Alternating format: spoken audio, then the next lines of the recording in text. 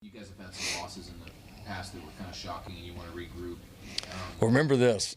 Every loss at OU is shocking. Remember that. I mean, Bob told me that the other day after, and he's right. Rarely do we ever play a game that we're not favored, and rarely, do we ever play a game that, that everybody in the world doesn't expect us to win. So, they're all shocking. Trust me. Yeah. News team, assemble!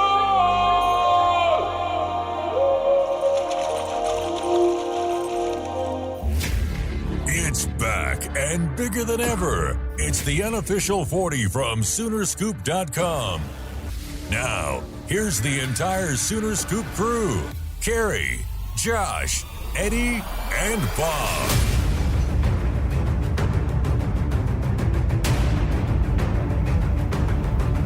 All right, welcome back. It is the unofficial 40 brought to you by Midfirst Bank. Go to midfirstbank.com/U40. That's /U40 and sign up for the OU Rewards credit card. Midfirst Bank is the official supplier of the OU Rewards credit card. So welcome back to the program. It is the bye week, and Lincoln Riley had his press conference yesterday instead of Monday. That was on Tuesday. Now we sit here on a Wednesday. And I don't know that really you heard him from the open there. I don't know if you're still pissed off. You're still pissed off. If you're not, you thought that was maybe a light moment that it was kind of endearing in a way. But it didn't stop people when I put up the video of that last night from getting pissed off even more and going with the. I don't think it's funny, Lincoln, because, you do lose all these games you shouldn't lose in your favorite. Well, he's lost twice or three times when he's a favorite. So I guess if you want to fire the guy three times in 3 years. To Alabama and Georgia. Georgia. Alabama and Georgia is underdogs. Even though they were number 2 against Georgia, they were 2 versus 3. They were 2. They were underdogs. They were? Yeah, okay. I think so. I think Georgia was a 2-point favorite, something like that. Let's be clear. They should have won that game. You would definitely know more than I would on that one. Oh, I lost money on that game, for sure. It's time to get over it.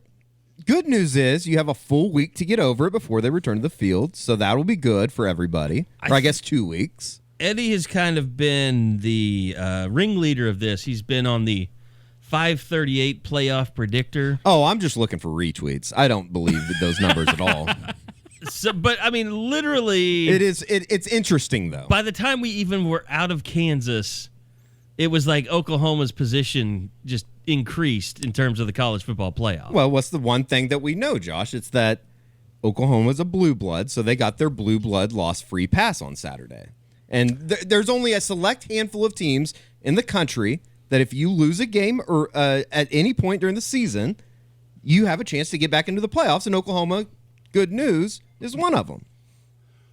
Well, and how close were they to having one of the biggest dominoes they need to fall just that night when Oregon almost slipped up against Washington State? That would have cleared one of their huge hurdles right there. Sure. I guess, should we backtrack and just your thoughts on the disaster that was in Manhattan? Going back and looking at it, and I've even gone so far as to ask a few sources. I got the feeling watching that tape live and then watching it again for the idiot that there was, I don't know if Kansas State was getting, I don't know if they found a tendency, if they found a tip-off, kind of like, we always talk about that Josiah St. John game against Texas where they kind of figured out by his stance what Oklahoma was going to do. There had to be something Oklahoma was doing because every time, not every time, but with incredible accuracy, if Oklahoma slanted down, especially slanting left, when they would slant left, Kansas State would run left right behind it and run basically at David Agwebu and Brendan Radley-Hiles with a pulling guard and 2 blockers. Like, I don't care if you're Alabama, you're not going to win that numbers game. So they were just hit. Either in Eddie's parlance, the OC was on an absolute heater, or there was something happening. Like it was just felt way too consistently they were hitting it out of the park with their calls, that there wasn't some sort of thing that they'd come to understand. Was it Benito too, or just when Guebu was in? No, it was Benito as well. Okay. Like that's just the one that sticks out in my head. That's a good point. It wasn't like don't get me wrong, they were going at Buki. That was clearly part of their game plan. They wanted to run right at him. And one of the things, and somebody on the board brought it up in the idiot thread, and it's something I noticed a little bit during the game, but I really noticed it during the idiot. Ryan Jones had a good game. Like, you kind of didn't notice it because it was – I think I need to go back and look. He didn't have a lot of snaps. But when he was on the field, Oklahoma's run defense was infinitely better than when he wasn't. So that's going to be something you wonder if Oklahoma kind of keeps that in their hat if someone tries to go with them again the way Kansas State did. It was almost just like the entire defense relapsed for a weekend. For just a weekend. Everything was so familiar to what they were doing as far as, and I tweeted it out after the game. We talked about it on the postgame pod. The numbers on third down were just incredible. And then when you back them up into 2nd and 23s and they're still able to pick it up, it was so I almost felt comfortable because it was like, this is what we know. This is what we know. This is what I've seen before. Honey, I'm home. Yes. I mean, it was very familiar. Not so good old days. 3rd and 13, 3rd and 17. Missing tackles. Score a touchdown on a 4th and 6. Like, how many times did they back them up into 3rd and 8 plus? And they ended up scoring touchdowns. Like they at least scored 21 points. I mean, how many touchdowns did they score on 1st and goal from the 4 too? Yeah. It's like they could not stop them Red once zone they defense, got inside the 5. Glory days. Here is Lincoln Riley just talking about himself looking back on the defense from Saturday. I mean, to me, it's two things. I mean, defense is you got to get the ball back. I mean, one way or another. And if you don't create turnovers and you don't get off the field on long yardage, like there's not many good options for defense. I mean, and so, we haven't gotten turnovers the last 4 games, but we have done a tremendous job of getting off the field. And so we've, in some ways, offset that by a ton of 3 and outs, by being extremely good in the third downs. And in this game, and not getting the turnovers puts a strain on your defense. I mean, you have to play at such a high level when you're not getting turnovers because it forces you got to go out and execute multiple plays every single series to stop people. And so, and against us, so many people are aggressive offensively. A lot of times, if you look at like the number of times we've gone for it on 4th down versus what people have gone for us, it's a huge disparity. And so a lot of times it's not just 3 downs. You have to defend 4. So, I mean, obviously there's 2 answers. I mean, we have to get turnovers. And that probably the biggest difference in the game, really the other day was, there was some quality ball played by both sides, both offenses, both defenses, a lot of quality ball. The biggest difference was, Kansas State was able to take advantage of our missteps, and we didn't take advantage of theirs. We drop a ball, they make a play on it. They made a couple of big plays and big moments we didn't make. Quarterback played fantastic, but he hit us in the face with the ball twice. We don't catch it. I mean, those are the big ones. Ball's on the ground, they get it. Ball and the kickoff's on the ground, they get it. Those big game or those big opportunities. And so now for us defensively, we've got to get off the field or we've got to get turnovers. And obviously if we can do both, that's when you play at an elite level. Now the one opportunity I can remember, I know Bob and I had already gone down to the field at that point, is Trey Brown had an opportunity. He dove, but clearly could have caught the ball. Would have had it in Kansas State. I don't even territory. know if he had to dive. That wasn't that. It was a Skylar Thompson thrown across to the middle of the field. He's got to catch that. He didn't need to dive. He could have just caught the ball. Would have been like the 30 or something. You're exactly right. Yeah. Bob, you go back and watch the replay, like it hit him on the bicep. Yep. Like he went too far. He went past the ball to make that play. And I'll say, guys, I felt like you guys touched on it a little bit during the post game, but I'd be interested. For me, if he makes that pick, I think Oklahoma wins that game. Yep. Like I just feel like that would have bought them the time they needed and the field position they needed Wouldn't to have used score timeouts. quickly and then exactly. Oh, I think that changes the whole complexion. They were 1 possession away, and I know that sounds kind of homerish, but if they get the ball back, they're going to win the game. If they have more time, they're going to win the game. I definitely thought they were going to tie it up for sure if they had gotten that onside kick. That was classic Lincoln by not saying if he would have went for 2. When we asked yesterday. The way that he talked, I kind of thought he was going to go for 2. Same way. Because he said something about momentum. It's like, well, there's no more momentum than getting an onside. And then I think he said, I felt good if we had to, we got the ball, they couldn't stop us. They definitely. I'm definitely not. Lincoln Riley, you can be critical of the way that he managed that game, but I was almost surprised a little bit as far as the way that they blew a couple timeouts there in the fourth quarter. All three of us were down on the field when they kicked the field goal to cut it to 7 there, and I mean they had to burn a timeout because I don't think that he was. I really don't think that he. I don't think Jalen Hurts knew his 4th down yet. Was it Hurts or Riley?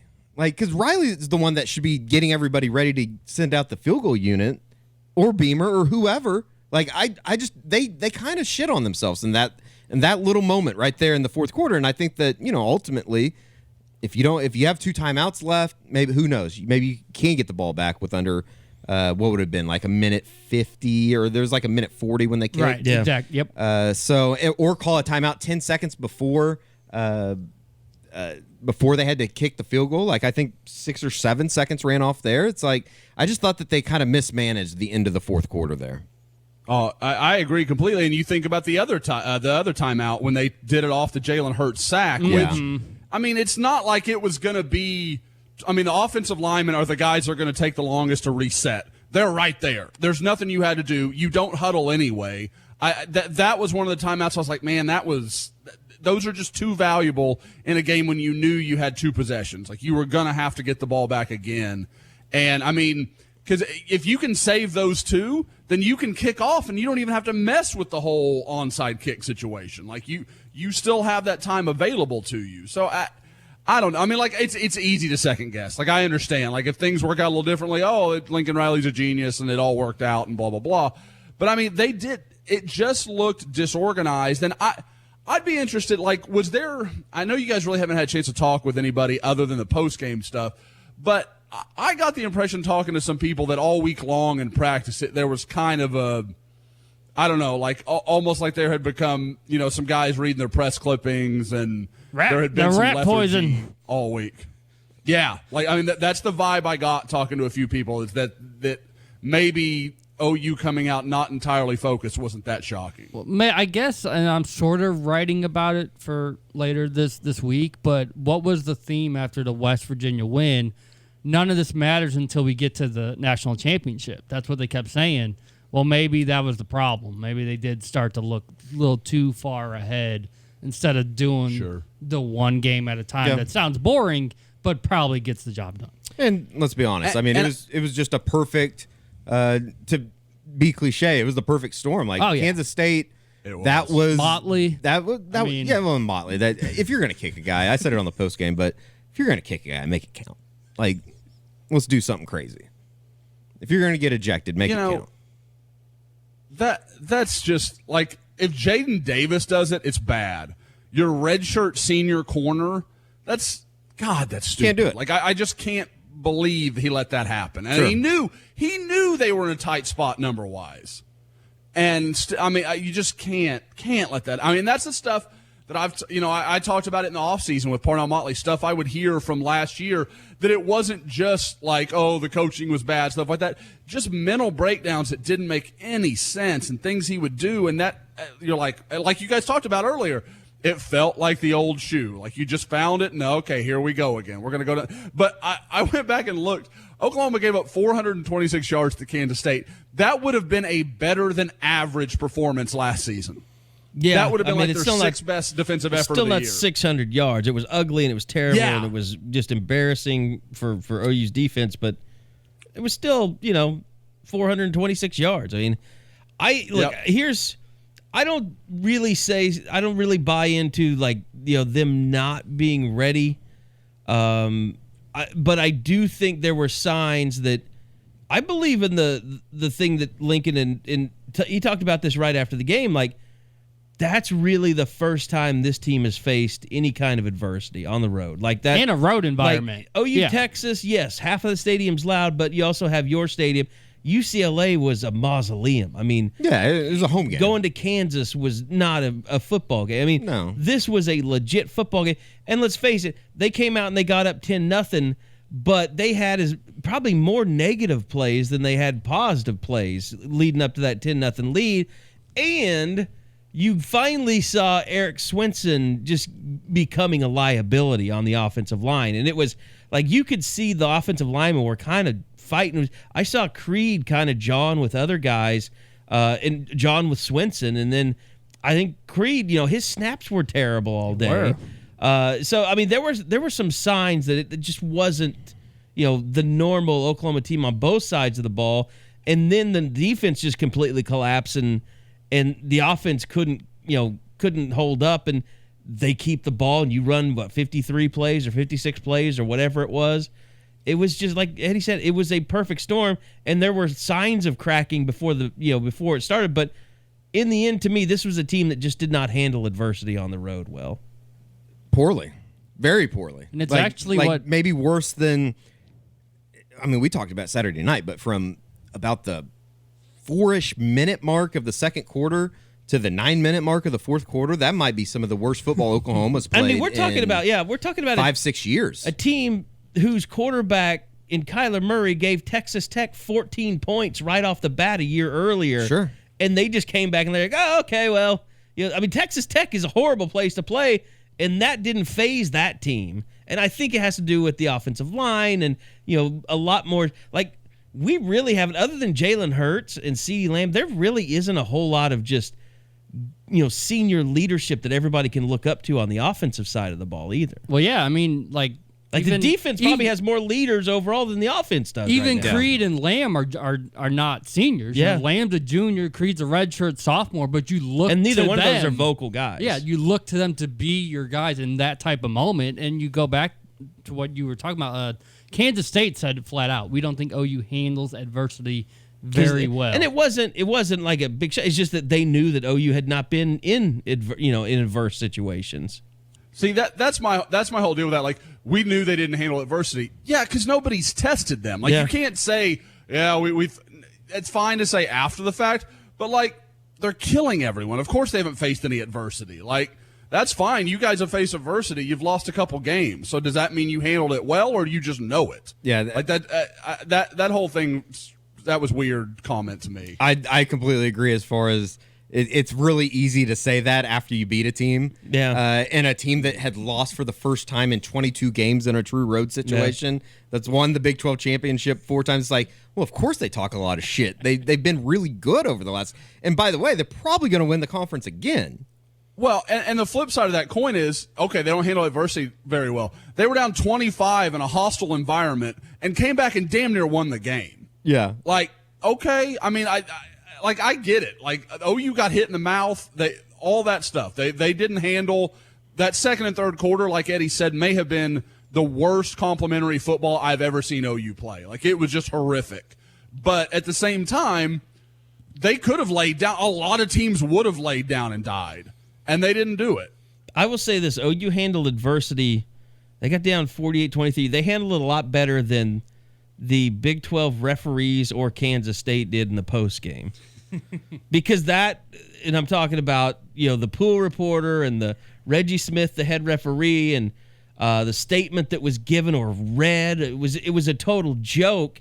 And I guess I just didn't think about how it was going to turn into that big of a deal, but the Big 12 had to have the head of officials come on and do his own teleconference because they handled it so poorly after the game. And we talked about this after it was over. Kelly Hines of the Tulsa World, she had volunteered, and it had been brought up. I think, everybody brought up, like, okay, who's going to be the pool reporter to talk about this replay, this onside kick replay, to find out what happened. And, people were sending us the rule. It was all over the place about illegal touching and, being a player being blocked into a kick. It wouldn't be considered illegal touching if that was the case. And so we wanted to get an answer to that question from the rest. And the K-State people literally, we were contacting them as a media, and they were like, well, we really don't think this is that big of a deal. It's like one of those things when your yeah, parent, of course you don't. when your parents told you something and it wasn't a yes or no, it was you got to do this. Like, Yeah. there was pushback from Kansas State. It's like, I don't care what you say. You're not the that big of a deal. middleman. Yeah. Take me to the person. Yeah. Like, we want to talk to the officials. And so finally, Kelly Hines was allowed to ask a question Just that one. she had to submit herself. And we were sitting in there trying to craft what the question would be.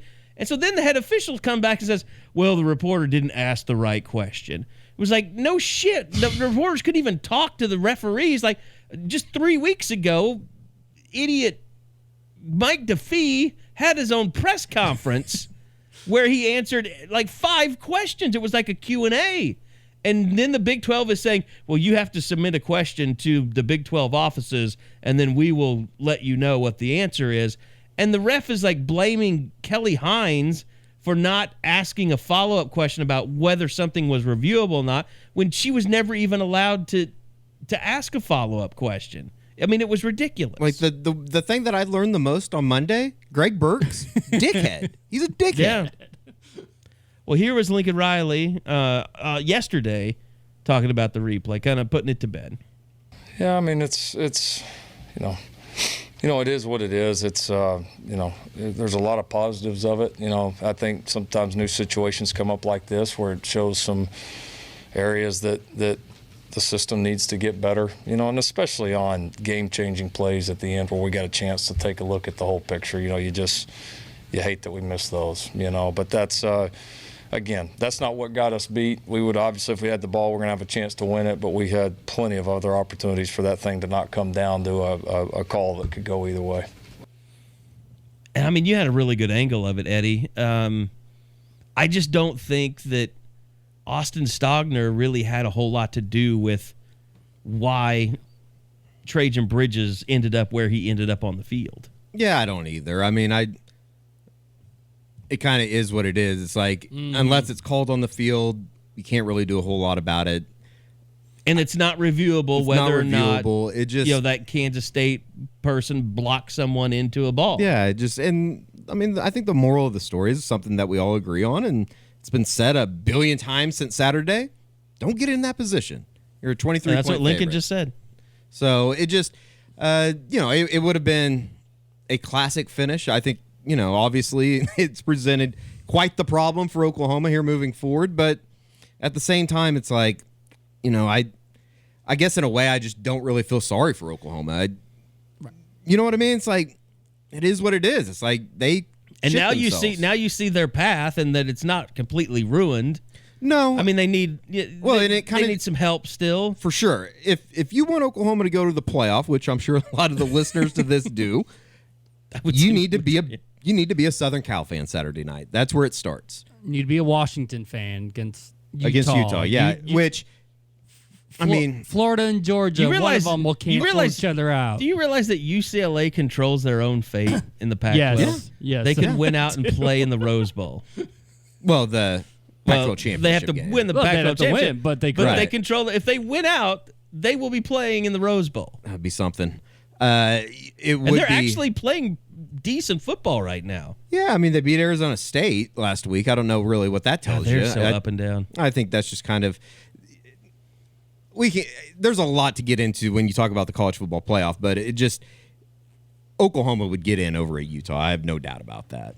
I think that it kind of goes back to what our conversation was a week ago, just as far as things have obviously changed for Oklahoma. They're not going to go undefeated, but I guess at the bottom line here is what would the committee do if Oklahoma's a Big 12 champion and against an LSU or an Alabama that didn't win their division? And I mean, it could be discussed for forever as far as which side that would be on, and we won't know for the next 2 months. Here's the thing Or about I guess a month and a half. Yeah, 2 months. Here's the thing after this weekend that we didn't foresee either is that Oklahoma's schedule has gotten better since from the moment they lost to Kansas State, their schedule bump went up. Except for Iowa State. But still, I But mean, one of those is going to go up or down. With TCU looks LSU, like a Iowa difficult win, the way things are going. Baylor, we know, is going to be a difficult win on the road in Waco. Oklahoma State looks less shitty. I mean, it's not going to be easy for this team to win out. Do you think it's interesting just as far as like, and everybody knows the national narrative out there on the Big 12, but it's just funny to me that you have teams like Baylor, who's obviously undefeated. Kansas State's a perfect example of a team. If they were in the SEC, that would be considered not a quality loss, but they would be considered a good team because they're a middle of the road team. Wouldn't you? Is that fair to say? Better than South Carolina. They beat Mississippi State. They're better than Kentucky, Vanderbilt, Arkansas, Ole Miss, Tennessee, probably for sure. Yeah. But they're in the Big 12, so everybody looks at it and says, well, OU was a 23-point favorite. That's a shitty loss. I find that fascinating, the discrepancy between teams like in Iowa State's another example. I think everybody would agree that Iowa State's a decent football team. Didn't A&M just beat Mississippi State by a lot? Yeah. Was it 21? Yeah. Killed them. And listen, I don't think that Kansas State shouldn't get credit. Kansas State shouldn't get credit for beating Mississippi State. I think Mississippi State's a bad football team, but they're like a Texas A&M, I think. But if it turned around the other way and they were in the SEC, people would say, well, it's just the strength of the schedule. I guess what I'm trying to say is I'm surprised that the narrative is still out there that the Big 12 is just this shit conference when I think that most of the teams are decent. I'd say they're okay teams. I think I did a good job of avoiding college football shows this week because I didn't have to really. I haven't gotten that since, and it's probably because you watched college football. No, I haven't watched any of that. I haven't watched anything. So I don't watch that regularly. I can't look. I can't go to my. I can't look for college football takes from Joey Galloway David Pollock. David Pollock. Come on. What would it What's the help? other douchebag's name? I don't know who the new pencil neck guy is they got in there. Matt Berry. I have no idea. Would it help Can't watch OU those if the Wildcats go 10-2 because they've played Iowa State, Baylor, OU, TCU? They're set up to get some nice, easy wins. Yeah, coming down their the big stretch. swing game down the stretch is going to be in 2 weeks against Texas in Austin, and that'll be a big game for everybody involved in that one. Texas loses. How much has that taken the burn out of Oklahoma that Texas is pretty much out of the Big 12 title race? Well, it should take the burn out of LSU then too. But then they beat Auburn and they beat whoever. I mean, they're going to play Alabama. No. now. I mean for OU fans that were down about that the way the game went. Their season's all but over, and you're hearing rumors that whole thing is on the verge of falling imploding. apart. Yep. Yeah. I'm most of all, I'm shocked that Sam Ehlinger is taking a nosedive. Yeah, he's been bad. I thought he was going to be better. 4 picks. It's not better as far as that whole thing is just it's kind of a shit show right now. And I guess I understand the defensive side of it. They're Injuries so beat and- up. Yeah. They're playing a lot of freshmen up down there right now. But to say that I'm mad about it would be quite the But at overstatement. Texas, you don't get that excuse. You just don't. No. You don't get. I mean, Alabama's not using that as an You excuse. can't be young for the 8th year in a row. Yeah. Loses its steam. No, I mean they've got guys that are started their career in the IT industry that are still young and waiting to develop. So that 2013 team, they're still developing. Yeah, I mean they've been young forever. And it's just like OU. I mean, OU loses Parnell Motley. That's not an excuse for losing to Kansas State. Losing Delaire and Turner Yell middle of the game. They lost 2 secondary guys, and we know they're thin. That's how it is. I guess there's a lot of question marks in this league too. Just as far as TCU, I didn't think there was any way that TCU could beat Texas over the weekend, and Maybe they're different with Dugan Max plays well with Max and- Duggan being the dude. yeah, I don't know. And talk about a team of question marks. Oklahoma State, TCU this weekend. Yeah. I have no idea. If Spencer Sanders turns the ball over more than 2 times, they'll get beat.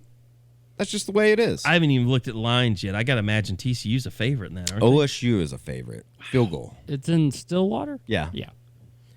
Yeah, I have no idea. The what's gonna slate happen. of college football this weekend is awful. I may just SMU and Memphis doesn't blow your hair back? No.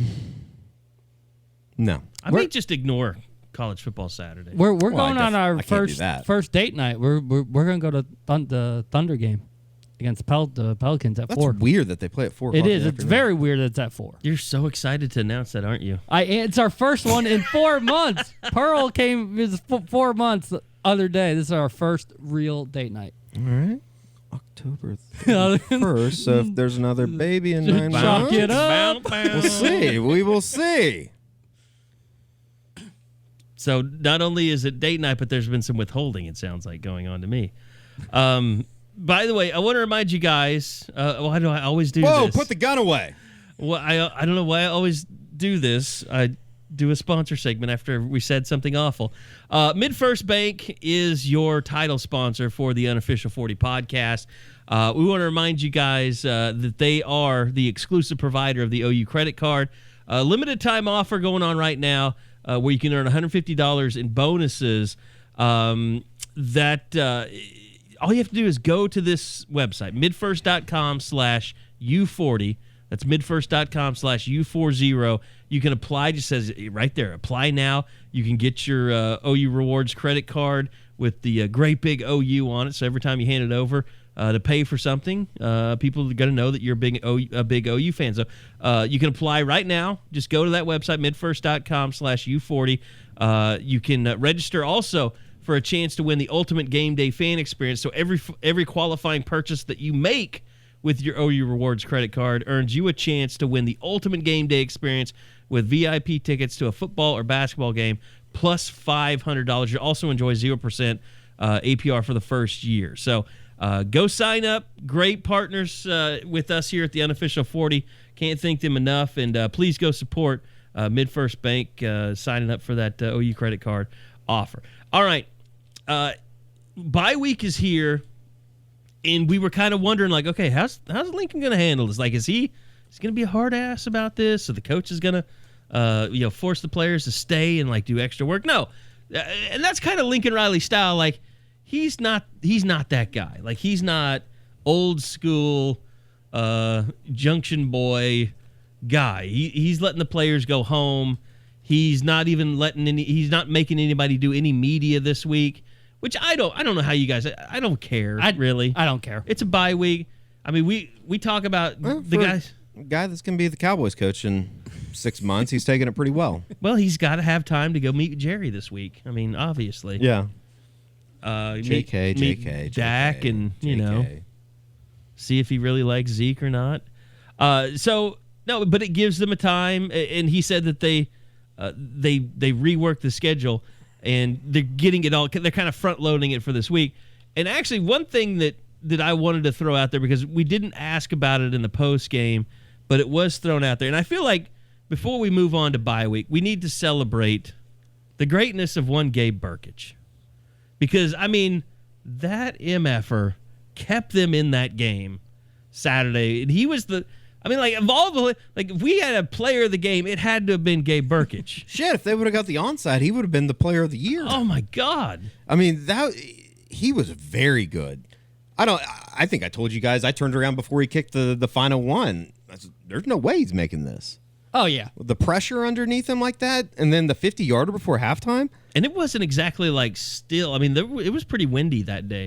Now I will say the ones that were going towards that end zone, I think he was with the wind a little bit. So, but I mean, impressive. That was very good. But here's Lincoln when he was asked about Brkic yesterday. No, he gave us a chance the other day. He may have been our best player on the whole field. He did a tremendous job. I mean, those were big kicks. They weren't easy kicks, either some distance or in pressure moments, and did a tremendous job. So had a lot of confidence there in the end to be able to kick that and try to make it a one-score game. So he was fantastic. The competition early was really close. I mean, it was, and I think both those guys did a good job, and then we also had some desire to try to be able to spread those jobs out a little bit. But Gabe has just come on, and he's been a little bit of a gamer.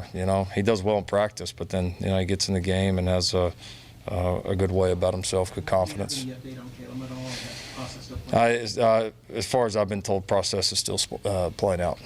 And that last question was about Caleb Sutherland, Who we'll never hear from ever again. That'll be the last question about him.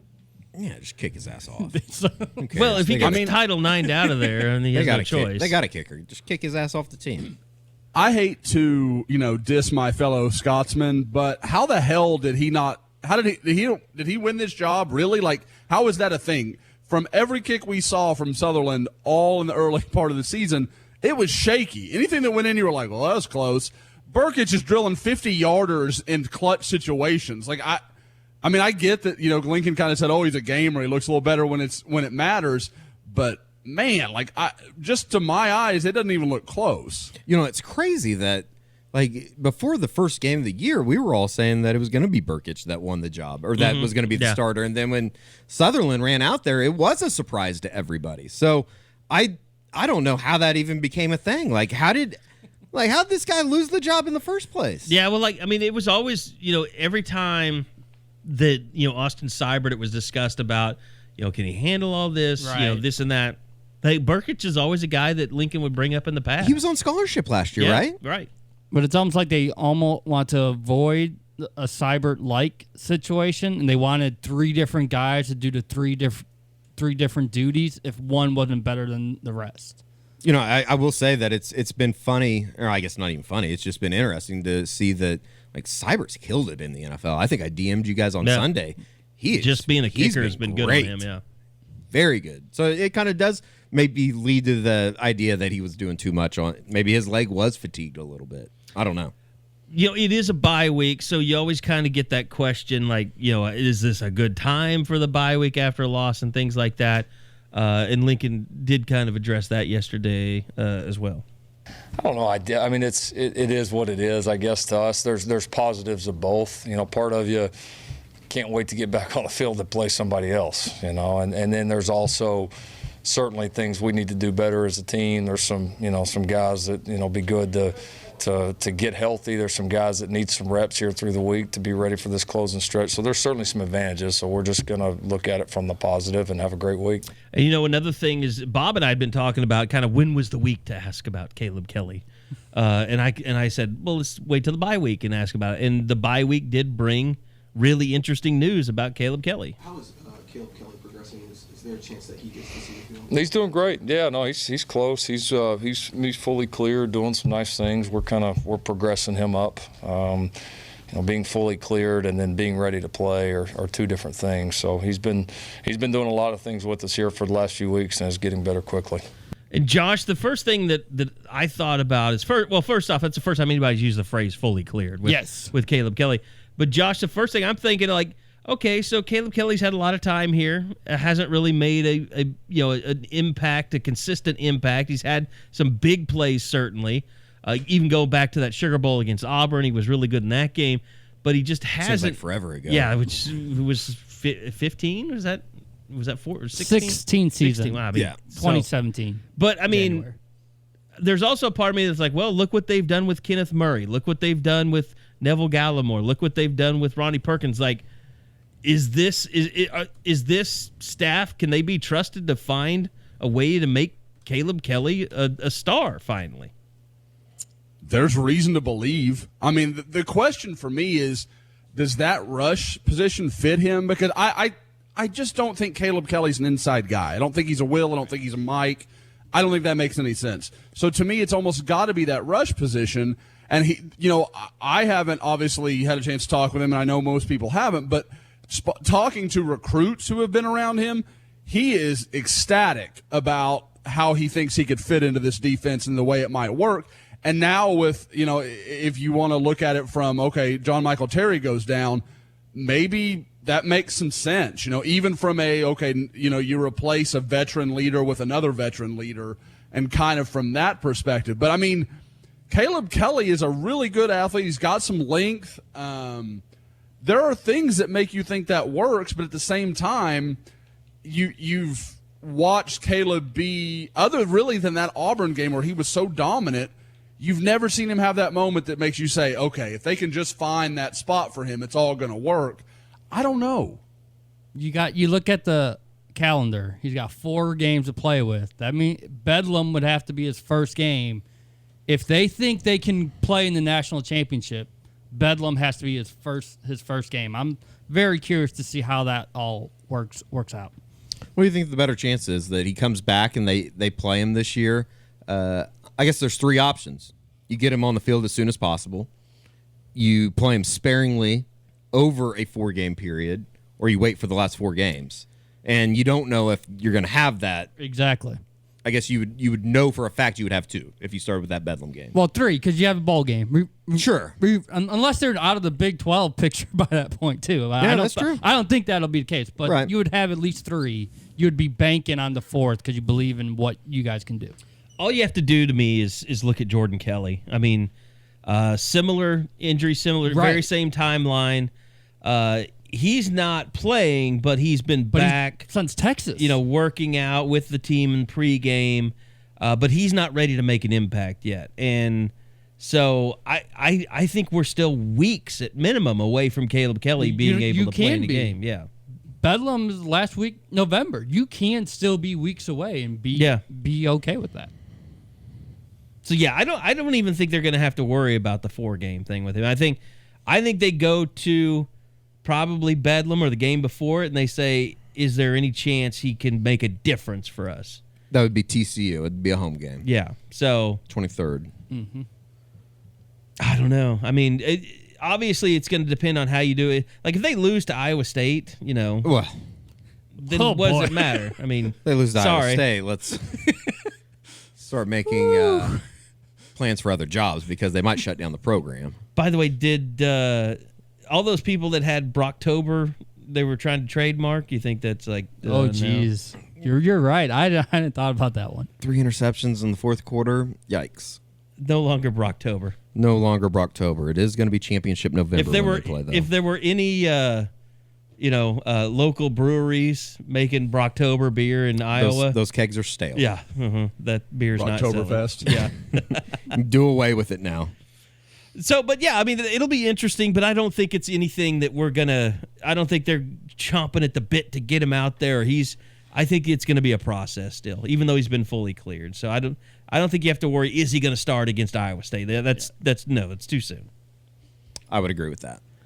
All right, other things this week, Lincoln Riley said some of his coaches won't even be at practice on Thursday because they'll be out on the road recruiting. Already headed to Cabo. Well, it's likely by Saturday, Lincoln Riley's got the deal in place with Dallas, so he'll already be the Cowboys coach. Too bad it's not going to be warm out. It's actually not that bad in Dallas right now. Is it not? No. And it won't be bad this weekend. What's Ruffin's boat's name? River Rat. Riva. R-I-V-A. I'll do 10 push-ups. Rat. I can't believe I forgot that. I wonder if River Rat gets out on the...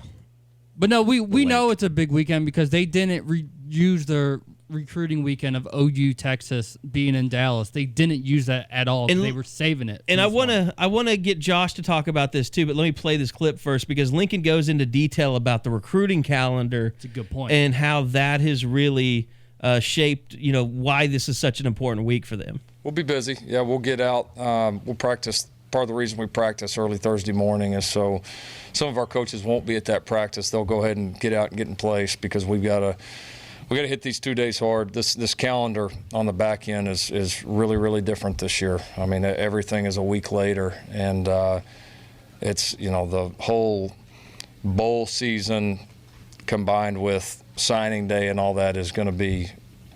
It's going to be interesting. So we've got to get a lot of work done in these next few days, and a lot of guys that we're all excited to get out and see. So we'll be all hands on deck from Thursday on out on the road. So Josh, I took this is going to be interesting as to me. This is going to suck. Yeah, I don't. Everybody's like, well, it's 2 off weeks and that all. But man. It's so difficult, especially when Oklahoma, I mean, they make annual reservations in early December to be at the Big 12 championship game. So everybody else gets that head start that week. And, I mean, you're leading, especially now with the early signing period, that can be so big for some of these schools. I mean, you talk about Oklahoma recruiting Dontae Manning against Georgia. Well, if Georgia loses to Florida, well, then you've got Georgia getting to go in a week early and really start making inroads with Dontae and his mom and all those kind of things. And, I mean, pretty obviously A&M's going to get that advantage. So, you get these situations that make life tougher for Oklahoma to begin with. And then with it, I mean, people like, well, why don't you just go out every Friday night, blah, blah. Well, man, like the travel with that is difficult. Okay, say last week you're in Manhattan, Kansas. Well, we're going to fly down to Austin and see Alfred Collins. And then that same night or first thing the next morning, fly up to Manhattan. The logistics of that are really hard to make that work. So, yeah, Oklahoma's going to hit the road hard. I mentioned Alfred Collins. I expect both Calvin Thibodeau and Lincoln Riley to be at his game on Friday night. I think that says a lot about Oklahoma's level of interest in him. That's a guy that is on their if you were going to say they could have 1, 2, 3 guys out of the remaining targets, I think Alfred Collins would be right in that top group. I mean, he is up there with the Dontae Mannings. I mean, a guy they really are focused on. Bill Bedenbaugh is going to kind of spend his time. Obviously, his work's done in 2020, so he's going to go 2021, come down to Houston Episcopal and see Donovan Jackson and Colin Montgomery. Kind of get to see 2 guys for the price of 1. So they're going to be out everywhere. And you're absolutely right, Carey. I mean, it's just it's not even that it's a bad thing. It's just so different from the way they've had to do it in the past that they're having to kind of learn on the fly. And Lincoln's not wrong either. That second bye week, that does mean the Big 12 championship game is December 7th instead of December 1st like last year. Like it was last year. You're losing another week of recruiting because it's not like early signing period is going to happen on Christmas week. It's still happening at the same time, but you've truncated everything that you can try to get done in that short period of time. I need somebody out there to formulate the take that you should just miss the Big 12 championship. Tank the rest of the season. Tank the rest of the season. They've already lost once. They can't win the national championship, so you might as well start building for the fucking while you also bench Jalen Hurts. Yeah, you forgot about that. Yeah, you forgot about that. Can I cuss? Yeah, go ahead. You fucking idiots. You fucking idiots. That's the dumbest thing I've ever heard in my entire life.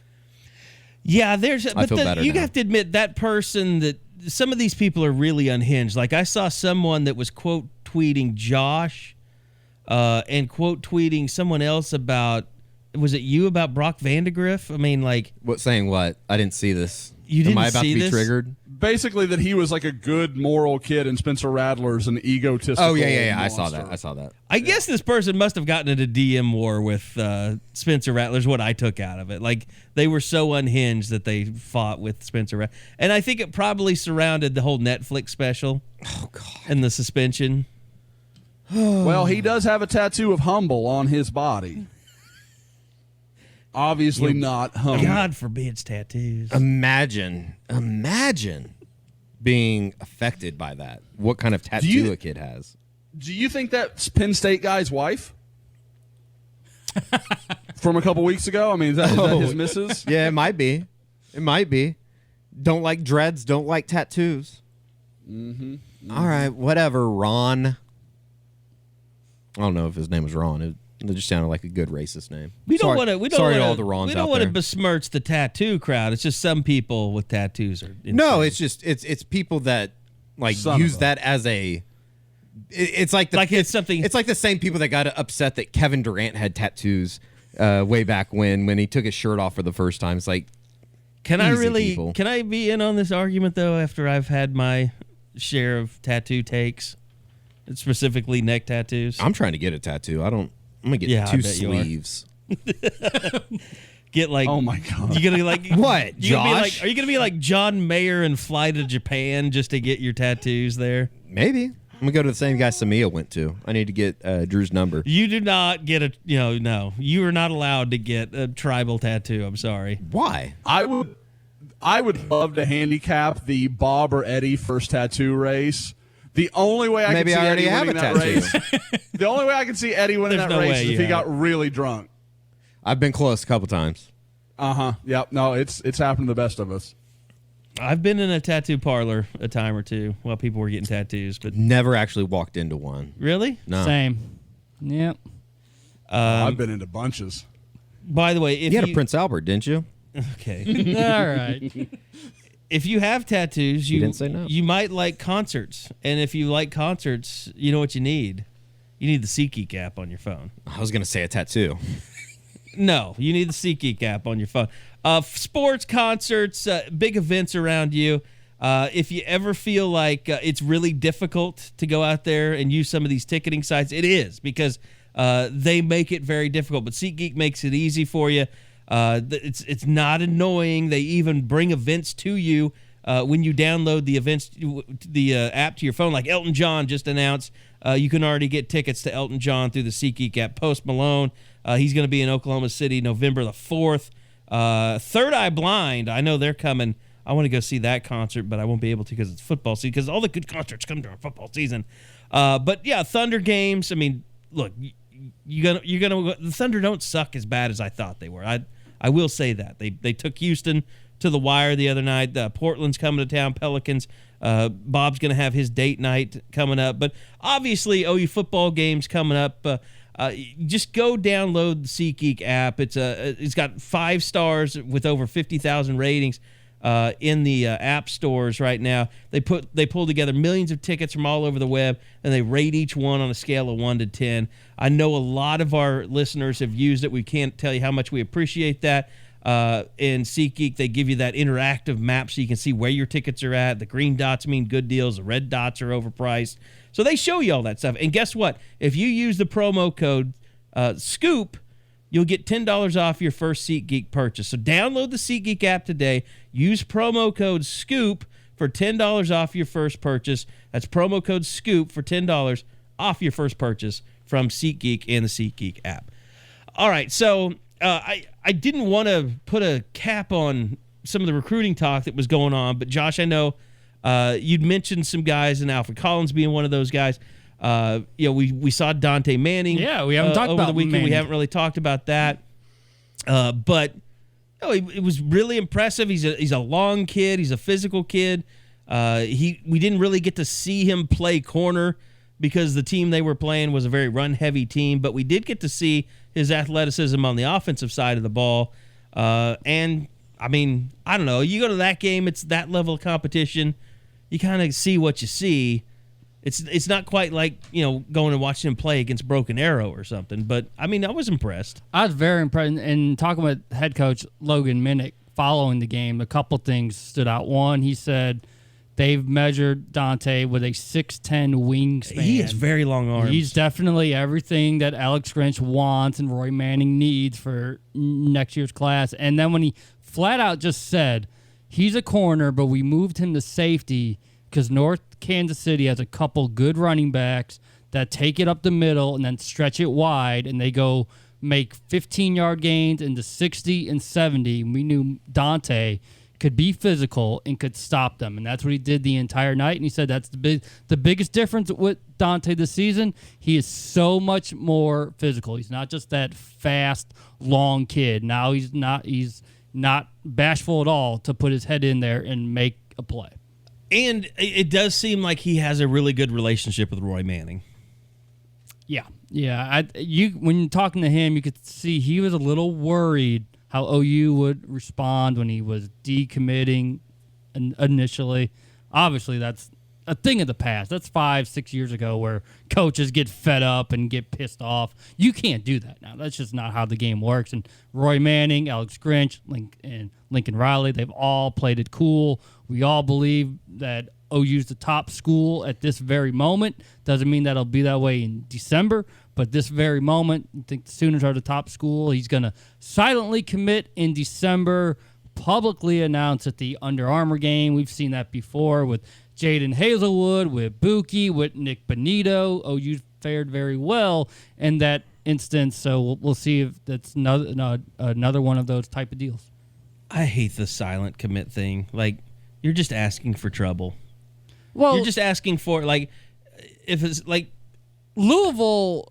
They beat writers screwed Benito if you knew where to look. Because he said, our coaches, we know we're not getting him. He's going OU. And that was in December. Right. Games in January. And that's what had to know where to look. maybe the Georgia guys find that if he picks Oklahoma and spurns Georgia, maybe their coaches are, because they'll have the early signing day and all that stuff, and they'll just, sometimes they'll be like, well, maybe we have another guy coming, but a lot of times they'll say we're done. I mean, that could burn you too. And if Georgia gets pissed because Jaden Hazelwood 1 year, Dontae Manning the next. It's been interesting. I mean, that's, people used to love to talk about OU Texas, but OU Georgia's become a really good battleground over the last few. Andrew Raym this year. I mean, now there's been some that, the flip side's true. Also where Oklahoma's taking beats to Georgia. I mean, that happens. Georgia's, looking for their third straight recruiting title. So they're clearly winning plenty of guys. But yeah, I mean, that's one of those things that it says, people are like, well, how does it happen? It says a lot about where OU's recruiting right now. I mean, they're national. They're going against the heavies of the heavies, and they're going into Georgia. I mean, a lot of that Shane Beamer. What I do think is interesting, and it's something that obviously I knew, but I hadn't really thought about, Oklahoma's presence in California is very minimal right now, and you can't people want to – I know people love to bag on him, and I've done it too, but some of that is Tim Kish. I mean, that's a guy that had a lot of West Coast connections, and you can't deny that when he came on staff, Oklahoma very quickly became a bigger presence in California. Now, they need to keep that going somehow, but it is interesting to see they're having to kind of rebuild some of those relationships. I'd say the same thing with Mike Stoops at St. Thomas Aquinas. When you get Benito and Jaden Davis back-to-back classes, you got to – and it's working out. You're seeing how big of a difference guys like that can make to your defense that maybe you never stood a chance at getting in the past. You've got to keep that relationship going somehow. You know what's crazy though, Josh, is you look over the years, and I can totally understand, and I think you'd be justified if you're somebody that wants what's USC's coach right now, Clay Helton. Clay Helton. Like if you want him gone, because Josh, think back to when USC got that. I think it was the first Rivals 5-star that we had when they had just been hit with that massive NCAA probation and all that. I think they had 15 scholarships or something to give 2 years in a row or something crazy like that. And it was and they were still signing, all their players were 5 stars. Like USC, no matter how shitty it is for them, some of those best players are always going to pick USC. Yeah, it's kind of like Texas in a way. Yeah. They get what they get no matter what. It's not. It's kind of one of those things that the fans, I think, always is like, why would they go there?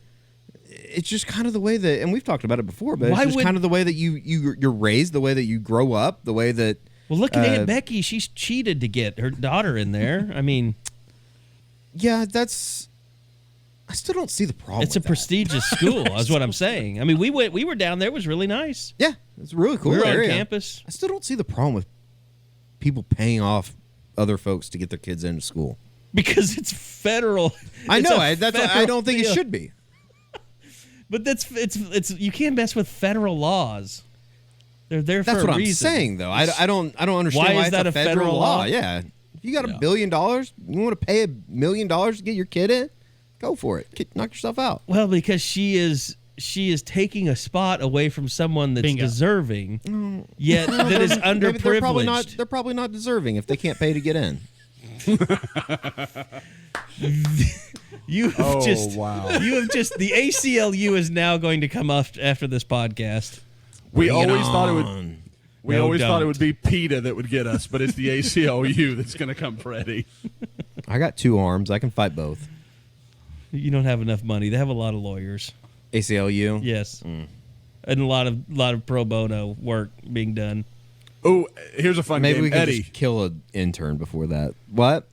Can you give us, what does the acronym stand for? ACLU? Yeah. Uh-huh. I really don't. American ACLU. You're close. It's a American Civil Liberties. Bob, what are you doing? I don't know it. I don't know. We tried. Anytime the U is a freebie. My God, Bob. University? University. No, I'm just Union. Bob is just proven. kidding. Bob is just proven that he's going to raise an unruly child. Well, your child is going to be so spoiled. You're going to do everything for Pearl. You're not going to let her. You're not going to make her do anything. I worry for your child. Anytime I see something that is connected with the ACLU, I just roll my eyes. Bob will, when he goes to swim class like Josh, Bob will just be diving in the pool, getting his kids out every time. He'll be the one, like when they drop the rings down for Pearl to go get them. I got him. He's actually going to die. I got it. I beat you. I got him. That'd be better than what Casey Anthony did. She probably drowned her kid. Oh, God. It always comes back to Casey Anthony with you. The hottest murderer out there. That's quite the title. They never proved anything. Now, Alleged Carey, murder. Or Bob, can you confirm or deny that Carey has sent any vinyl to your children so they can learn music? Because Uncle Carey hasn't sent anything. I'm and not somebody brought sending this up your today, and it's children hurtful. vinyl. They'll ruin It's it. hurtful. They'll play Frisbee with it. They do laundry, Carey. Wow. Which puts them at least on your level. So let's not do that. Wow. Why are they doing laundry? I put those children to work. I want to do as little as possible. Well, you should Layla send was them to helping me boarding load the school if dryer you want to do today. that. That's a fact. Well, like I said, Don't give them any ideas. Lainey comes in. She's in the kitchen. We're about to eat dinner last night. She's like, "Son of a!" And I was like, "Wait, you what?" And she goes, "You say that?" And I was like, "Yeah, you can't say that." And she goes, "Why not? What's bad?" I was like, "Well, son of a is fine. It's what it leads into." And she's like, "Well, what's that?" And I'm like, "I'm not telling you that." So it was a real strong parenting moment for Dad. I had to. Daughter's getting mouthy. Sounds like. Yes. Well, and it was one of those things like, Buy the her a people cell phone, get it over with. When you're like 12, and then I bet we all do, but I have a girl in my mind specifically that I grew up with that, like, you could tell the first time she ever cussed in front of people, and she didn't really know what she was doing, and she said it, and you were like, that didn't make any sense. Like she dropped shit or something, and it was in reference to, like, her, I don't know. Like, it was a nonsensical statement, and even with a profanity, which can fit almost anywhere, but it didn't make any sense. And that was kind of what, like, Lainey wasn't bothered by anything. Like, there was nothing wrong. There was no reason for her to scream that. It was just she'd heard Dad say it, and she's like, well, that sounds interesting. I'll try that on for size. So I'm like, has she said this in school? I'm going to get a letter from the principal or something. It really has been a while since we've let Josh just go wild on family talk. It's bye week. Go ahead. Got to fill the time. So what is filling your day with the girls now? Well, I mean, now I will say, luckily I no longer have the morning mommy and me swim classes, and we have gone to, like, they swim at the same time, but they're in different pools. Now, are they just doing this so they don't drown in case they fall into a pool, or are you going to Pat 40 us at some point and just become a swim expert? Oh, like, again, I've already earmarked where Lainey is backstroke. She's a backstroker, which was never my game. I was a terrible backstroker. It's why I was not good in the medleys. But let's not get into my heroics. Yeah, in the that's pool. why. You had a giant head. That was your biggest swimming That's problem. why. No, like, Michael Phelps has a big head. people see me and they never believe it. Like, I was a really good swimmer as a kid, like, probably until I was about 12. I know. And then all of a sudden I had kind of like a football body, and it didn't work anymore. But, like, I mean, I went to state in Texas, Oklahoma. Like, I did all kinds of stuff. Like, I was a good swimmer. But I could never do backstroke. I was terrible. Not just I'd hit lane lines. I was just all over the place. But no, that's where she's best. On the front, she wants to, like, take her head way out of the water and take a breath. But when she's on her back, she can just swim, so she's good. Layla just loves to be in the water, so she's my athlete. Like, if there's a future for one of those two, it's probably her. You've already given up on Lainey? Lainey is my brains. Layla, I love you. You can hear this later in life. But Lainey's almost reading and stuff, so, like, she's the brains of my operation. Layla is the blunt object. She will do almost anything. Like, she has no fear of anything. So she's very good at, like, anything physical very quickly, because she'll just keep doing it until it works. Yeah. So dad life. Okay, so there's your Josh family update. We have Basketball Media Day coming up, which follows basketball's preseason opener last night. Little weird how But, that you know, worked you out. got to do what you got to do. Women's had theirs yesterday. I can't believe we didn't cover that. I'm really Don't act upset like about we it. would care about that. Ben, don't listen to them. He's not. He's off. Is he been, did they have a replacement now? I believe they have. Okay. Anyway, basketball media, but you guys got to go out and see some basketball last night. Davion Harmon's debut. Yeah. What else stood out to you guys? There's just so many new faces down there, yeah. Bob. I mean, it's kind of incredible to see just how new look they are, and then you add in Jamal Bieniemy, of course, from last year, Christian Doolittle and Brady Manick as well. So, I would it be fair to say that the ceiling for this team should be make the NCAA tournament? I think that that should be definitely a goal to make the tournament. I think that they'll finish higher than 8th in the league. It's going to be a good league again in the Big 12. But just from the guys that we saw last night, Harmon obviously is going to be really good at some point. I think he's going to be good this year. I think that I liked what you saw out of is it Iwakor? Is that how you pronounce Victor's name? I thought it was Iwakor, but they even pronounced it differently last night. Yeah. It might be. All right, we're going to call him Victor. And then Jalen Hill, obviously, really good player. He was the Nevada Player of the Year a year ago, and he's gonna be really good as well coming off the bench. So, Austin Reeves, I think that we didn't see him in the second half. He had a little bit of a cramping issue. Obviously, And he's a shooter transfer that's yeah, been from here. Wichita State. So See, him and Manick got to show they can be more than just shooters, and that's what they tried last night. Doesn't really, I don't know how much last night really matters, but if they can be more than just shooters, this team's ceiling goes up just a little bit more. sure. And I think Manick's got to find consistency with this game, too. No, he does. And, it was an exhibition, so you don't really put a whole lot of stock into it, but you seem like he's a junior now. He's been through 2 years of this. You would think that this is got his haircut figured out. This would be a maybe. big growth year for him as far as, he's kind of grown into his body a little bit more than the lanky giraffe that we saw as a freshman. And Larry from the Prairie is gone, thank God. Yeah, I think so. Well, I think the biggest question is going to be, can they go small with Christian Doolittle and Brady Manick at the 4 and 5 the entire season, or will Kirkwath have to come in because they're getting beat up in the post a little too much? I mean, Doolittle did a great job of guarding all 5 positions last year, but that's in a short period of time. Yeah. You ask him to do it the entire season, not sure how that's going to work out. When you look at Harmon, I think he just brings a different type of energy to the court. I really think if he can produce like he did last night, combine that with his desire and his passion, he's going to win over a lot of OU fans. He's your foundation piece in this program right now, as far as what they're going to build around.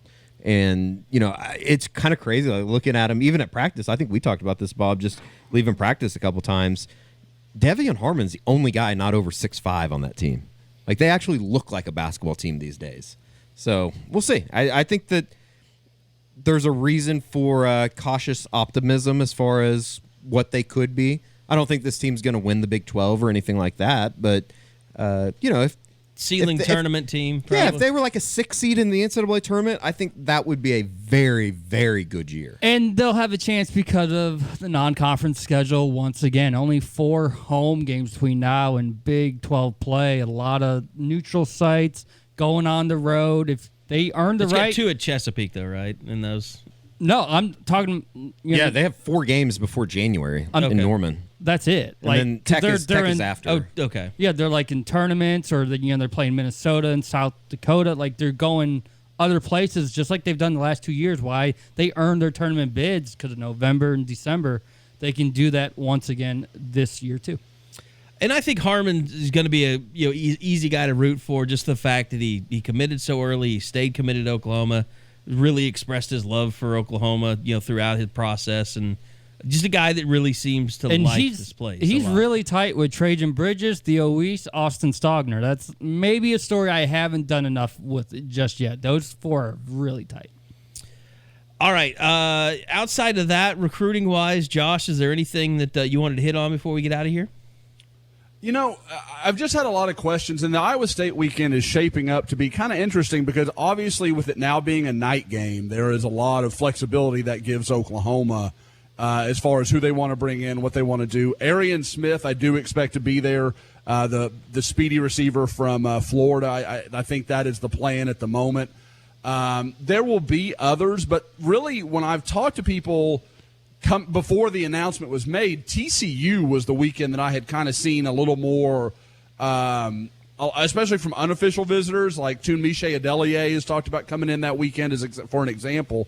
So it's going to be interesting to see what OU does, if they kind of try to shift some guys around, if they stick with the original plan and just hope that TCU is a 2:30 or a 7 o'clock or whatever. We'll have to kind of watch that. But, I mean, I think a lot of people are like, well, this is going to be a huge weekend. It might be for unofficials, but official visitors, they're just not that many guys left. There's not that many out there, yeah. Yeah, that Oklahoma hasn't already brought in, so there's not a lot of places they can go with it. You do wonder if maybe they bring in Ronald Williams, the safety that they've just offered from Hutchinson, some of those kind of things. But, I mean, it's going to be maybe you see a few of their secondary targets. I mean, and I don't mean positionally. I mean like backup kind of B guys start to come in. So Oklahoma, if they miss out on a guy here at the end, they can kind of quickly change direction and make the move to the guy that they need to fill that spot. I'm kind of wondering, because now we're getting into the month November, if you try to stack up TCU, I always wonder high school playoff schedule, especially in the state of Texas, when all those games are on Saturday, at least like, there's a good chunk of them. If you're going to miss out, if you try to plan a big unofficial weekend for TCU when guys will be in the second, third week of playoff, when now you have a night game, is next week the last week of the regular season in Texas too? Because it is here, so there's no reason why people wouldn't be able to make it. I think they might have 2 weeks. I mean, Josh would know better, but I'm trying to make sure that's because they go, or is it because they have those 2 extra rounds in the playoffs that I'm thinking that they maybe. That's what I thought. Because they always go to what, the week before Christmas, right? Yes. So yep. Oh, it's insane. I want to say they have one more week and then they start their playoffs, and they obviously have what, 2 extra rounds than everybody else in the playoffs.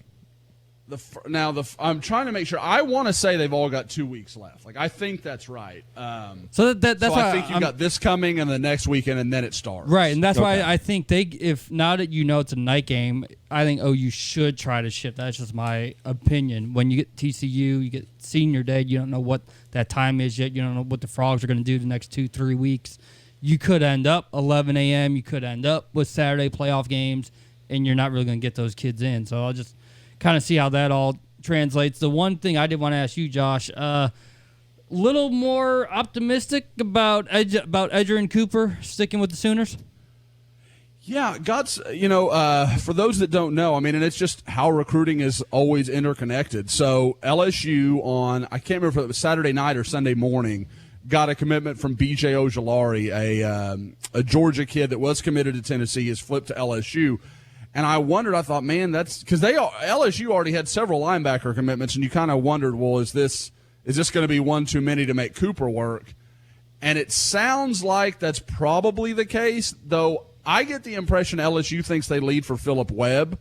And if they get Webb, then Cooper's done. He'll sign with Oklahoma, and that whole story's wrote. So that's, I know OU is involved with Phillip Webb. OU is not going to get Phillip Webb, so OU fans need to be rooting for LSU to make that. To get that player, that will work out for them because they're not going to get Phillip Webb anyway, and you get to keep Edger and Cooper. So, really, to me, the only way that OU doesn't get them is if LSU loses Phillip Webb, and even then, they've got to make the decision if that's a number they want to use on Edger and Cooper because it's going to get tight. I think Ojulari was kind of we hope we get him, we think we got a chance. They didn't know, so they were working on Cooper, kind of like I was just talking about, having their plan B set up in case it didn't go the way they wanted. It did, and now, like I said, I think Phillip Webb's a guy they see as, okay, he's too good for us to pass up on, but I don't know that they see Edger and Cooper that way. So, like I said, we'll kind of see how that goes, and honestly, it works out well for Oklahoma either way because at the least LSU's going to tap the brakes on Edger and Cooper just a little bit. And OU can kind of keep working him and keep pushing. One thing I wanted to hit on before we get out of here, outside of all the recruiting, was the announcement by the NCAA this week that they are going to try and pay players or allow them to make money off of name, image, and likeness. Lincoln Riley did discuss that yesterday when he held his press conference. Not much yet. I mean, I think it's certainly not surprising, and I think it can be a positive thing. It will be certainly interesting to see, how it's all put together. I mean, to me, that's the bigger question is, how do you put it together? How do you maintain, amateur status of players, the integrity of college sports? And so, they've got, obviously, I think, a little bit of time to do that, but it'll be very important to the future of this game, the future of all the athletes, everybody involved with it, to how it's put together, because it's, we're kind of venturing into the unknown there. Do you think there's any input for coaches on this, or is it a matter for ADs and maybe college presidents? No, I think there will be some. Coaches. A lot of coaches have been a part of it for a long time. But I mean, I'm sure this is going to take everybody. Hearing from student athletes, we've taken a lot of steps over the last few years to, for their well-being and to try to continue to make things better, and want to continue to do that. And but I think it's something that we can't have tunnel vision on. We got to make sure and look at all sides, because once you go down this road, you don't go back. Do you foresee any issues such as disparity in earning in the locker room? My quarterback makes $1,000 a week, and I only make $50 a week. You know what I mean? It'll be interesting, in that way it'll be a little bit more like the pros, in some way. And so no, it'll be interesting if they try to make it uniform for all players, or if it's based on your notoriety. I mean, there's a lot of stuff a lot of people got to work through, and I'm glad I don't have to do it. Because I'll be with the Dallas Cowboys. There's a lot to unpack there, isn't there? Here was my thing yesterday, and I shouldn't have even. I mean, where do you even begin? I wouldn't have even tweeted this if I realized it was something people wanted to talk about, because I had plenty of other things to do yesterday. But everybody wanted to have a discussion about. I just don't. It's like I hear all these, like ESPN. Well, here's so and so. She played college basketball, and she's like, players need to be paid. I'm like, you wouldn't get paid even if you were getting paid. Like, you should be paying people to come see you. Yes, I mean, and they are. I mean, the NBA is having to pay people, they're having to, they're having to foot the bill for the WNBA because they can't make any money. If you're really good at women's basketball, and a company wants to sink some money in you, more power to them. But I mean, that's not going to happen across the board in college athletics. I mean, it's just not and outside of a few people on the football team, who's going to really generate real revenue? Like, how much revenue? You're better off probably getting a decent job in the summer. I mean, if we paid you $2,500 to be an intern at Sooner Scoop, that's probably as much money as you would make if you were an backup offensive lineman than you would from name, likeness, and image or whatever. I guess that side of things is just so foreign to me that I can't even begin to imagine how much money a insert big name OU player or OSU player or whoever would make during a given semester or whatever. I guess they don't even break it up. You just get a contract or something. Well, yeah, and that's the thing. It's like they're going to have to make an infrastructure for being able to handle all this. Like OU, OSU, Texas, they're going to have, just like they have a compliance department, they're going to have a name, likeness, and image department that can handle all these requests, that can handle autograph signings and how, if they're legitimate, make sure nothing's going under the table, car dealerships, shoe apparel. I mean, can Adidas sponsor Jalen Hurts when OU is a Jordan brand school? So is he going to come to a press conference head to toe? Well, he kind of does that already. But what if Baker Mayfield came to a press conference and he's sitting there with Jordan brand stuff behind him and AT&T, and he's got T-Mobile and Hulu. Oh, that's my dream, Carey. Is for them to, or whatever. I mean, for them to come to a Monday press conference and they have to bring one of those slabs that they put behind the soccer players with all sorts of different advertisements behind them. That would be my dream. Or I mean, I'm sure some schools some schools will probably invest in those really ugly ones like that the Redskins have that are like digital boards. that they're all shiny Yes, and stuff, yeah. and they're really annoying. I think Adrian the Ely walks in. Patriots- He has a Top Dog Classic Conies. Yeah, the Patriots have one emblem behind him. So yeah, I mean, like the linemen come in. It's like, and are people going to fight to do interviews now because they want to, they want Push their their sponsor? product? Yeah, they want to push their stuff, or hey, I need to pimp my stuff. That'd be a really interesting conversation, just as far as because we know how secretive, like OU is, for instance. Like how would they will handle all this? But I will say that if there's anything that we do know about Oklahoma, and I think we've, Bob and Josh would be able to speak to it more, but I think we've seen it more in recruiting.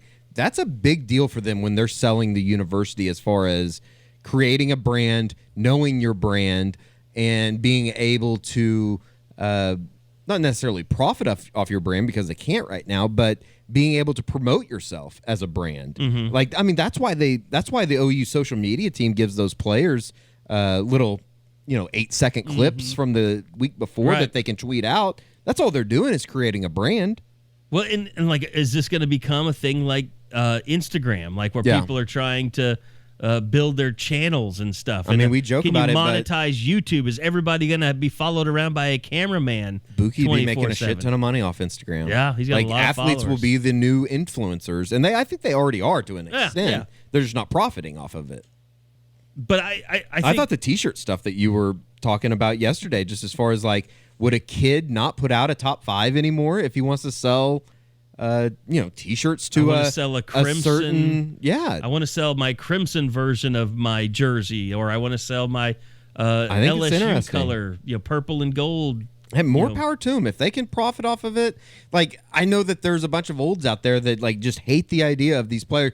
They're already getting money with scholarship money.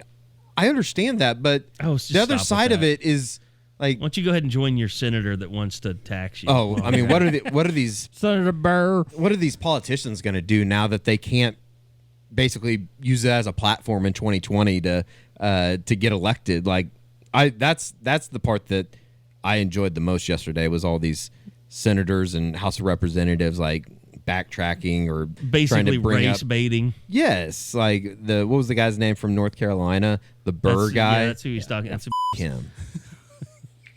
Yeah, I mean that's just total. It's ridiculous. But I mean, my do fear. you think that recruiting will change as a whole, as far as the way that schools, maybe not even the way that schools recruit people, but how much of an impact will it have on recruiting, from a standpoint of could you just go to a big car dealership and we'll use Lubbock as an example. Could the biggest car dealership in Lubbock say, we're going to sponsor the top 5 guys that you sign this year according to the 24/7 or the Rivals star rankings. We'll give X amount of dollars to the top 5 guys. Like, could that happen? I don't know. Well, that's where it gets interesting, because can these kids start to negotiate that Sure. before they sign? I mean, okay, I'm going to get a better deal in Norman than I am Lubbock, because it's weird to think of it that way, but within these rules, if it's drawn a certain way, Right. that's going to be completely permissible. I mean, and am I going to that's have gonna a be Mercedes deal, or am I going to have a Chevrolet deal? Yeah. Exactly. But I guess the other side of it too is, and Carey, I think you brought this up on Twitter yesterday, just as far as I think the number of people that will be actually real profiting from this is probably a lot less than you think. And I think the NCAA language will make it that way too. Oh, and don't get me wrong, the NCAA is going to screw this up. I have no doubts that this thing is still going to be screwed up by the suits in the NCAA offices. I use this as an example. Like, this would be very NCAA, is for them to say, okay, businesses, car dealers, restaurants, if you would like to be affiliated with some of our athletes here at the University of Oklahoma or University of Texas, we would like you to register with our name licensing and image offices. And here's what will happen. You I don't will think not that's be able. crazy. You will not be able to choose the athlete Oh, we'll that provide you wish you to one. sponsor. We will randomly assign you an athlete, and we can't guarantee that it will be a football player. It could be a women's tennis player. Oh my God! Like that is so NCAA right there. I didn't even think about it like that, but I would not be surprised if that was like the catch right there, is that they do something like that.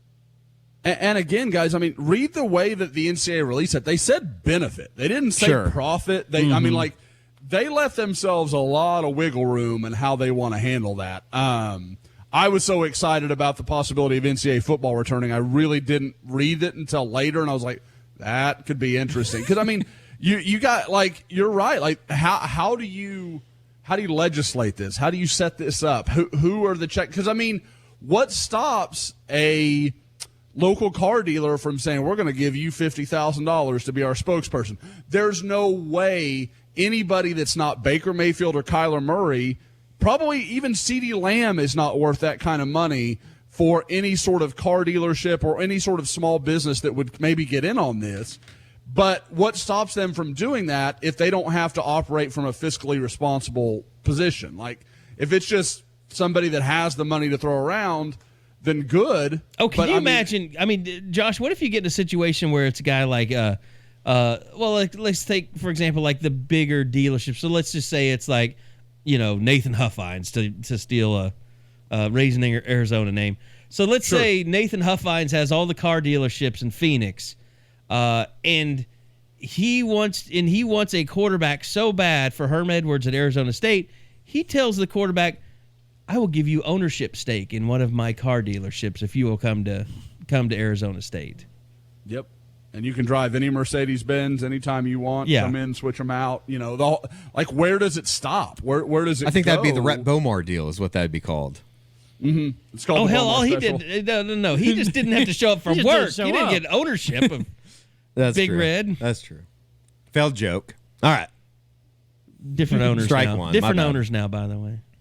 Just Yeah, it's just, like I said, I mean, and I'm all for it. Especially, I can understand the argument of the schools shouldn't have to pay the players. Like, I'm not saying I agree with it, but I can understand where that argument comes from. But like you can't make money off who you are. That's nonsensical to me. That doesn't make any sense. It never did. So that argument is just stupid and should stop. And I'm glad they found a way. I mean, like I said, it's amazing that for years this couldn't happen. California puts a little heat on them, and then all of a sudden, oh yeah, we got this done. But see, to me, what makes sense, there are things that make sense. And I think there are ways, like letting EA Sports produce the college football game, that's money that's going to go into people's pockets. I mean, it just is. Year after year, you can guarantee that licensing money is going to go back into people's pockets.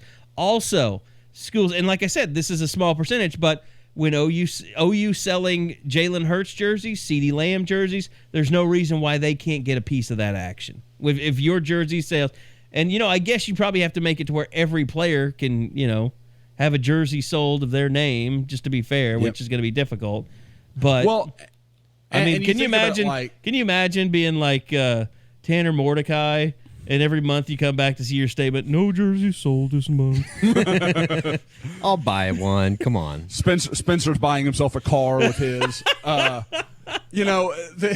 The thing is, and you look at it, so you get into that conversation of which direction does it go, and I'm saying all this, and I can't think of what I was going to say. Damn it, I lost my whole train of thought. I had something that was going to go right off of what Carey just said, and I literally lost it as I was trying to find my segue into it. So I'm an idiot. Go right ahead. Great radio, Josh. Yeah, that's bang up stuff. Here, I'll fill. As it stands now, players are making more money. I bet Parrish Cobb's making more money than some of the players right now. You at least get some good trading value in prison. Well, sure. You're also risking the possibility of players robbing each other now. Well, I finally remember what I was going to say. Are you going to have to hire personal security, like if you're Tua Tagovailoa? This is my security detail. Seriously, it's not my offensive line. No, the thing I was going to say is, where does it stop with the university? Like, so Oklahoma's promotional calendars or promotional schedules that have a big picture of Jalen Hurts or a big picture of CeeDee Lamb or Kenneth Murray or whoever it's going to be, do the the guys now make profit off of that? I mean, it's just like where is the line of, okay, like that's just part of being part of the team, and how much is this is an individual thing? It is ironic because you can't just go and put up an OU logo anywhere and slap that on anything you want. So Sure. how are they going to feel now that they can't just slap up their star quarterback up on a poster anytime they want, because they got to pay him. Not that I mean, and that's something you don't have to worry about in the NBA because you're paying them salaries. Right. Or NFL or whatever. I mean, like you go down to Dallas and Dak Prescott's face is on a poster. The Cowboys put it on there, or even Oklahoma City. I mean, they have players on their posters on billboards and stuff. They don't have to pay them anything, but you would if you're OU. Definitely interesting. It's changed. The landscape of college athletics probably will change more over the next 5 years than it ever has. Would that be fair to say? With the TV deals coming up in 2023, with the name, image, likeness stuff that's going to come around in the next, I don't know, 3 years. I mean, the Florida law, if it passes or has it passed, it would go into an effect in January 2021. I mean, that's less than a year away. Yeah, I just can't wait for. I mean, I think the thing we'll notice the most is, like you mentioned, Eddie, influencer status. Like, you will just see Jalen Hurts randomly tweet out something about, after my workouts, when games are over, my work doesn't stop. I work out every day after a win, and I use body armor to recover. I want to see the first person that breaks into the cannabis dispensary after my games. That's not going to work. Why? Why not? Why not? It's federally illegal. What is? And it's NCAA by. What if it's illegal by NCAA? What if it's a standards? medical condition? You still can't take it. Really? I really don't know. Can players not go get their medical cards? No. I didn't know. No. I really don't know. But yeah, let's go ahead and give them a bunch of oxycodones after games. Seriously. And I'm not saying that's what they're doing in Norman, but I mean at the pro level. Well, it's got different names. I can't remember what the stuff is, but there's definitely stuff that they're using. I mean, that's ridiculous. I mean, that's just I mean, you're going to extremes there. I know. I'm just saying you're going to start seeing ads from college players more than ever. Sure. Well, because that's a perfect marriage of how to make money. Yeah. For these guys. No doubt Social about media. It. Absolutely. It will be very intriguing because I think that the other thing is guys that OU are recruiting now are going to benefit from this. Will universities use their official accounts to advertise players to where they get a cut along with the players because they have bigger social media accounts for the most part. As a whole, is this a nightmare for schools, or do you think most schools are? Yeah, have the foresight knowing they didn't that, want to do it because it is a nightmare. I mean, it's a lot of infrastructure. It's a lot of framework to put into. I mean, it's just like with us. It's like we sell ads for the podcast.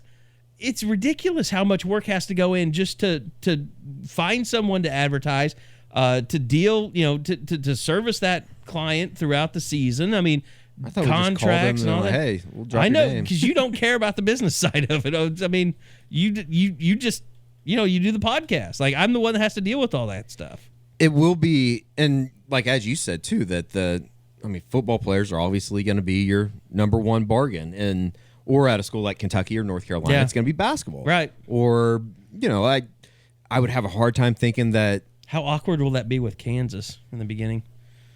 When their players are they'll just continue doing what they've been doing for the last 20 years. We already got the blueprint. Yeah. It's legal now. But it would be interesting, like a school like Cal State Fullerton. Will they be able to? What will the Instagram account of the basketball stars at KU be like? Cash under the table. It's a really good thing. Try it. No, they'll just continue wearing Adidas. No, they're just going to go into Self's office and be like, Coach, this check doesn't have Adidas on it. What's going on here? Laundering money. Go see the folks over at Launder Money Is Us. When I need recruiting information, I go to Soonerscoop.com. Who's going to be the face of Soonerscoop.com? We'll make it like a walk-on just to be ironic hipsters. I'll holler at Finn Corwin today. We'll do like a We'll do like a Ian McIver or something. So he can be like, I always wanted to be a 4-star, but I never was. So I keep up with who is on Soonerscoop.com. God, that's so wrong. It'd be funny though. And then we could just have like Creed Humphrey laughing at him in the background. Creed's definitely going to be a part of then it. we'd have to pay Creed. Oh, God, this is getting Carey. expensive. You already get him Christmas presents. I think so. Exactly. Just up his allowance, Carey. All right, I think we're ready for the podcast to be over today. It has reached its good. You guys have to go to Basketball Media Day anyway. Yeah, I just put on the rundown. You should have stopped listening 20 minutes ago. All right. So you really did a rundown for me. Thank God. Thank you.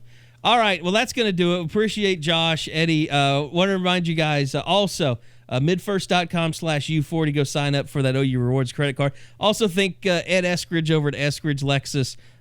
If you're looking for a new Lexus, remember, we just took one of the 2019 LSs to Manhattan with us. They're fantastic. He's got over $12,000 off the LSs. And they're not all like six-figure cars. Like some of the LSs are in the 80s and stuff like that. So some really good deals to be had right now. He's got over 10 2019 models.